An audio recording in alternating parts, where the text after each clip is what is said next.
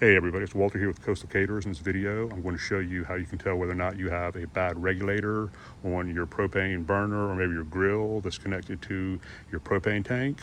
And you'll see first we need to find the regulator, and this is the regulator right here. Now this is the most common kind of regulators you usually see is with the knob connected to the regulator itself.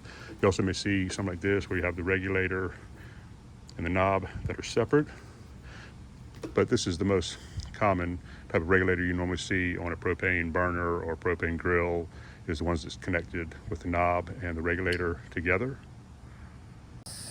Now, of course, the first thing that's going to cause you to have a bad flow of gas from your tank is if the tank is empty. Of course, that's going to cause a bad flow. But usually the sign that a regulator is gone bad is that the flow of gas to the burner, even though we see this one's nice and steady, we know this one's working, you might flame up like this.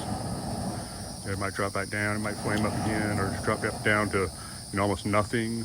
That's the sign of a bad regulator, is that the flow of gas is not even, it's not doing what you want it to do if you turn it up or if you turn it down. That's the first sign. And then also with a bad regulator, you might realize that it's not going to stop the flow of gas to your burner. It's just going to be an uneven flow of gas to your burner or your grill. So that's really the two main signs that you have a bad regulator.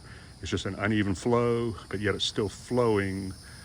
That's just kind of an indicator that's the regulator. So if you haven't had a chance to join our channel yet, if you do that now, that'd be great. We'd appreciate it. And once again, this is Walter with Coastal Caters, and thank you.